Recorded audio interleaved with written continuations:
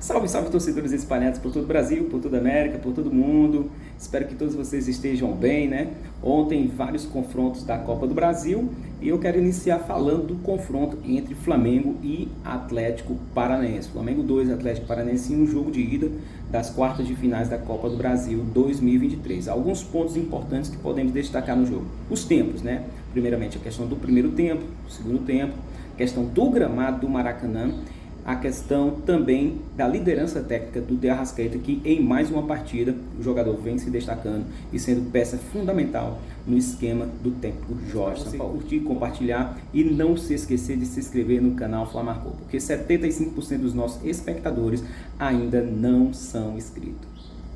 Então vamos aí para as questões do primeiro tempo. Primeiro tempo, o Flamengo foi uma equipe em que teve muito a posse de bola, mas não conseguiu produzir, ser eficiente, ser contundente, finalizar, que é algo muito importante que eu venho falando nas análises que a gente fazemos da equipe do Flamengo especificamente e desta equipe do técnico Jorge Sampaoli, que muito pede isso, que a equipe consiga finalizar, consiga penetrar, consiga castigar o adversário. Quando você não consegue fazer isso, o adversário tem a possibilidade de recuperar a bola e chegar ao seu ataque, chegar à sua defesa e finalizar e fazer gols. E foi assim no início do jogo contra o Atlético Paranaense. O Flamengo tinha ali o controle da bola, mas perdeu. A bola foi lançada por Fernandinho ali para o sistema defensivo, que bateu cabeça. O Vitor Roque ganhou disputa com o Eric Pulgar. Esse então não conseguiu se recuperar no lance, nem Davi Luiz, nem Fabrício Bruno faz uma cobertura adequada, aquele chutão, velho chutão para frente, a equipe estava saindo para o ataque. Gol do Canóbio, uma jogada cara a cara com o Matheus Cunha ali, que condicionou todo o primeiro tempo. O Flamengo circulava muito a bola, de lado esquerdo, do lado direito, forçou muito pelo lado direito com Everton Ribeiro, Wesley e Vitor Hugo. O Vitor Hugo não conseguiu produzir aquilo que vinha fazendo nos outros jogos, conseguia fazer a transição adequada, errou poucos passes, assim como o Everton Ribeiro, mas não conseguiu empurrar a equipe do Flamengo para dentro da área, como também o Flamengo necessitava de um jogador ali. Em alguns lances aconteceu uma triangulação entre Vitor Hugo, Wesley e Everton Ribeiro, que constantemente fazia ali mudança de quem atacava a profundidade no corredor central. Um dos lances, o Vitor Hugo chuta cruzado, a bola passa pelo primeiro pau, não tem ninguém na segunda trave para finalizar. Eu até oriento aqui algo que aconteceu no jogo contra o Cruzeiro, quando o Wesley chuta cruzado e essa bola cai no pé do Ayrton Lucas, que finaliza praticamente sem goleiro. Esse lance foi repetido, mas não tinha nem o Gerson, nem o Ayrton Lucas ou alguém pelo lado esquerdo para finalizar. Depois teve um outro lance já no finalzinho do jogo, quando o Atlético Mineiro também vai cansando de se defender, o Flamengo conseguiu criar e quem estava lá para cabecear, o Eric Pulgar, cabeceou nas mãos do goleiro Bento. Isso aí é o resumo praticamente do primeiro tempo. O Flamengo com posse de bola, circulando a bola mais pelo lado direito, criando, mas não sendo contundente nem preciso nas finalizações.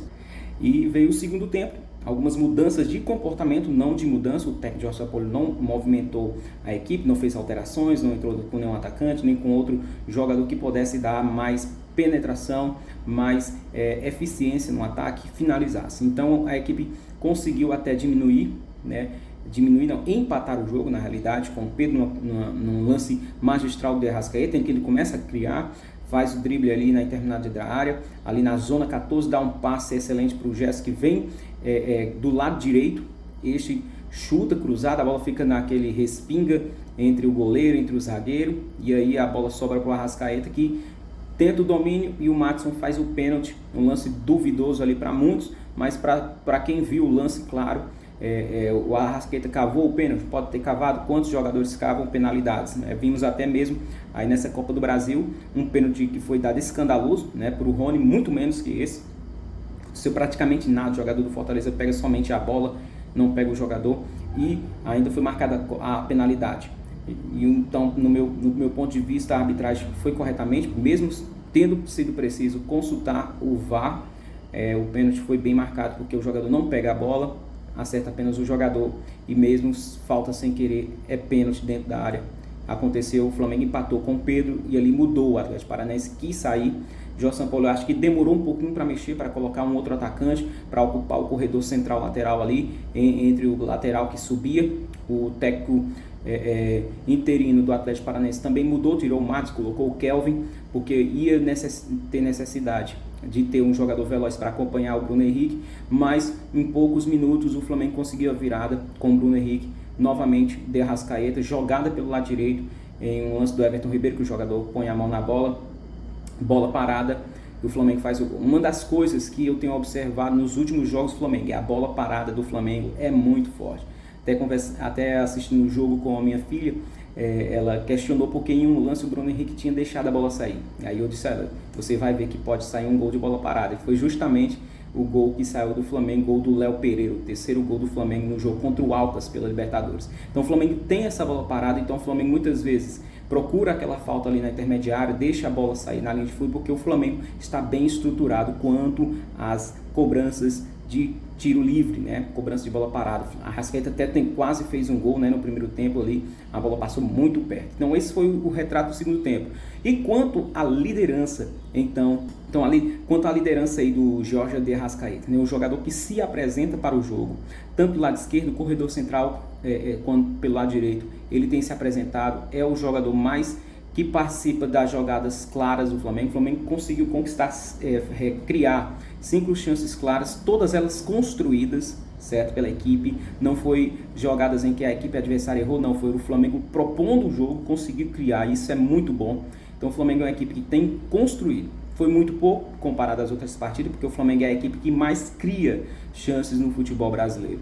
Então o Flamengo tem essa liderança hoje. O Flamengo precisa de contratações, precisa porque na ausência desse jogador precisa de novas lideranças técnicas como o de Arrascaeta. É um jogador que realmente apareceu no Flamengo, está aí decidindo os jogos.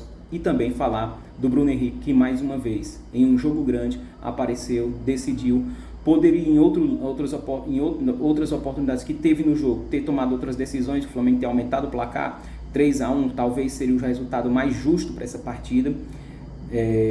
E assim a partida terminou. Agora falar sobre o ponto que eu reparei bastante. Alguns jogadores sofrem, alguns jogadores que têm uma técnica mais refinada, né, e que precisam de um gramado para conduzir a bola em velocidade.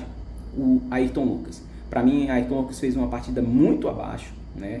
O Flamengo não tem outro lateral esquerdo, mas o Ayrton Lucas fez uma partida muito abaixo. Poderia ter colocado o Felipe Luiz e jogar no meio, como jogou contra o Alcas? Poderia, né? Porque o Bruno Henrique poderia ter jogado mais aberto. Mas o gramado atrapalhou bastante a qualidade técnica do Ayrton Lucas, que tentava conduzir e a bola pererecava ali, ficava presa no gramado e o jogador sofreu bastante. Foi o jogador que teve mais perda de posse de bola. Posso dizer que foi o que perdeu mais posse de bola, foi o Ayrton Lucas. Foi uma partida péssima.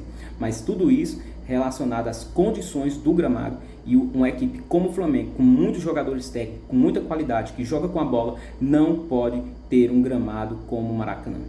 Então, termino aqui a minha análise desse primeiro confronto da Copa do Brasil, entre Flamengo e Atlético Paranaense, de quartas de finais. O Flamengo mereceu a vitória e o Atlético Paranaense precisa evoluir muito para que possa tirar essa classificação. Agora tudo ficou para o jogo ainda aberto, na Arena da Baixada.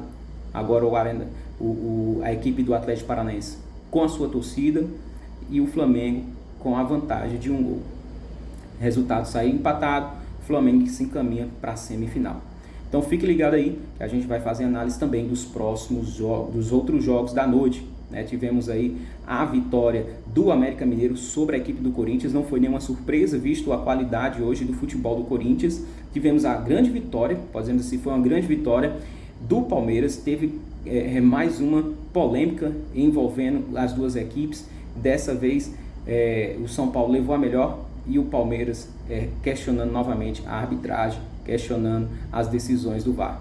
Também tivemos ainda o empate entre Bahia e Grêmio, 1-1 na terça-feira, jogo que foi marcado por uma equipe que soube se comportar fora de casa, e esse Grêmio tem muito para apresentar ainda neste ano de 2023, mudanças técnicas, né? Mudanças técnicas na equipe e também mudanças de sistema favorece esse novo comportamento tático da equipe do técnico Renato Portaluppi. Então, agradeço a você que ficou até o fim, curte, compartilha e se inscreve no canal Flamarcou, sempre trazendo notícias do Flamengo e também do futebol de um modo geral, fazendo análises precisas, rápidas, sucintas e contundentes a respeito do que temos de melhor hoje no futebol brasileiro. Então, muito obrigado, fique com Deus.